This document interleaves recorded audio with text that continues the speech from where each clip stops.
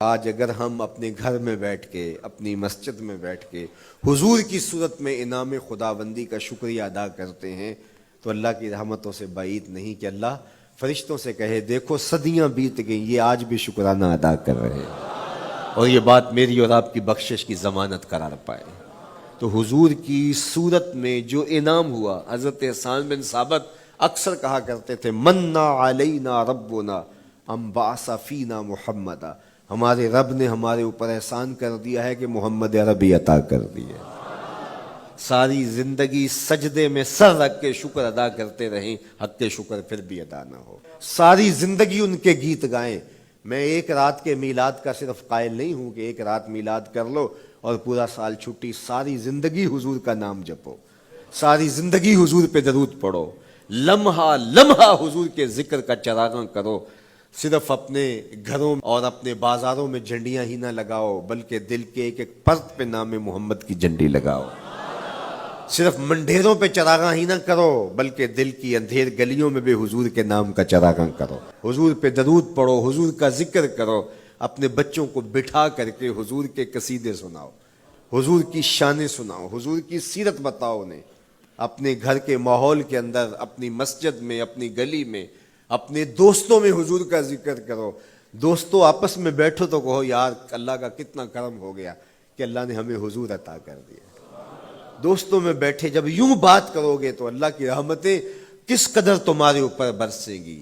اپنی عقیدتوں کا اظہار کرو، وہاں کمیت نہیں دیکھی جاتی، وہاں کیفیت دیکھی جاتی ہے، وہاں مقدار نہیں دیکھی جاتی، وہاں معیار دیکھا جاتا ہے۔ وہ چہرہ اور چہرے کا تل نہیں دیکھتے، وہ بندے کا دل دیکھتے ہیں، وہ دیکھتے ہیں کون کس خلوص کے ساتھ محبت لے کر کے آیا ہے۔ یار چہرہ تو چمکدار تھا، اسی لیے ابو لہب کہتے ہیں نا شعلے کی طرح چمکتا ہوا، لیکن جہنم کا ایندھن بنا، اور کالے رنگ والا، ہونٹ موٹے ہیں، لیکن کعبے کی چھت میں کھڑا اذان دے رہا ہے۔ تو عقیدتوں کے رنگ اور محبتوں کے رنگ حضور علیہ السلام کے ساتھ جب کوئی پیش کرتا ہے تو رائے گانی جاتی۔ یہ وفاداروں کا در ہے، یہاں بے وفائی کا تصور ہی نہیں ہے۔ وہ ہاتھ پکڑتے ہیں تو پھر چھوڑتے نہیں ہیں، اس لیے ان سے محبت کا ربط قائم کیجیے، اپنی اولادوں کو حضور کا پیار سکھائیے، اپنے گھروں میں میلاد کیجیے۔ لازم نہیں ہے کسی عالم دین کو بلاؤ، آپ اپنے گھروں میں حضور علیہ السلام پر درود پڑھیے گا، بچوں کو بٹھائیے گا اور حضور کی سیرت کا کوئی واقعہ ان کو سنائیے گا۔ صحابہ اپنے بچوں کو بٹھا کر کے حضور کی سیرت بتایا کرتے تھے، حضور کا نقشہ بتایا کرتے تھے، حضور کے شمائل ذکر کیا کرتے تھے، اور کوئی صحابی ملتا تو تابعین جمع ہو جایا کرتے تھے اور اسے پوچھتے تھے اچھا بتاؤ حضور کی صورت کیسی تھی، زلفیں کیسی تھی۔ یہی میلاد ہے نا، میلاد میں حضور کے فضائل کا ذکر ہوتا ہے، شمائل کا ذکر ہوتا ہے، خصائل کا ذکر ہوتا ہے، اور موسم حج کا ہے۔ ایک اونچے ٹیلے پہ حضرت سیدنا ابو طفیل چڑھ گئے، یہ آخری صحابی ہیں، اس کے بعد کوئی صحابی نہیں، حضور کے وصال کے 100 سال بعد تک زندہ رہے۔ تو کہا لوگوں آؤ اس وقت روئے زمین پہ میرے علاوہ کوئی نہیں جس نے حضور کو دیکھا ہو، آؤ مجھ سے حضور کی باتیں سنو۔ لوگ جمع ہو گئے اور کہا صف لنا رسول اللہ، تم نے حضور کو دیکھا ہے تو بتاؤ حضور کیسے تھے۔ تو حضرت ابو طفیل نے 3 لفظوں میں میرے حضور کا حلیہ بیان کیا، یاد کر لو۔ حضرت ابو طفیل نے کہا کان رسول اللہ صلی اللہ علیہ وسلم ابیض ملیحا مقصدا، ایک تو چٹے رنگ کے تھے، ایک تو حضور کا رنگ گورا تھا، دوسری بات ملیحا حضور کا حسن نمکین تھا، اور تیسرا مقصدا حضور متوازن تھے، نہ قد لمبا نہ قد پست، سوا صدر والبطن، سینہ اور پیٹ برابر، لیسا بالطویل الممغط ولا بالکثیر المتردد، نہ پست کے عجیب دکھائی دیں نہ اتنے لمبے کے عجیب لگیں بلکہ درمیانہ قد، لیکن اذا جامع القوم غامرہم، سن لو حضور کا قد تو درمیانہ تھا لیکن جب لوگوں کے درمیان چلتے حضور کے کندھے لوگوں کے سروں سے اونچے دکھائی دیتے۔ یہ اللہ نے شان دی اپنے محبوب کو۔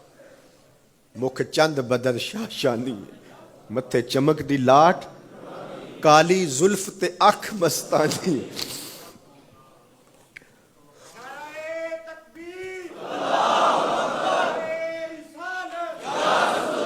کالی زلف تے اکھ مستانی ہے، مخمور رکھی ہیں مد بھریاں۔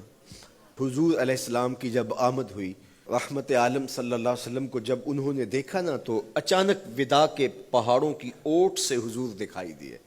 تو سیاہ پہاڑ ہیں، تو ان سے جب حضور کا چمکتا ہوا چہرہ دکھا نا تو بے ساختہ انہوں نے کہا طلع البدر علینا، وہ دیکھو چاند چڑھ گیا ہے، طلع البدر علینا، وہ دیکھو چاند چڑھ گیا۔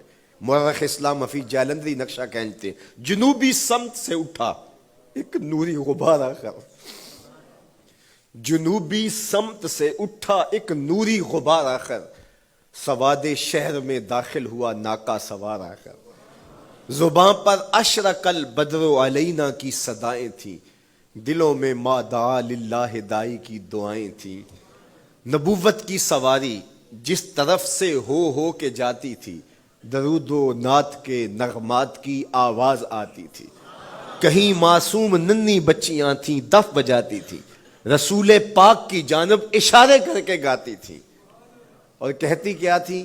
ہم ہیں بچیاں نجار کے عالی گھرانے کی، خوشی ہے آمنہ کے لال کے تشریف لانے۔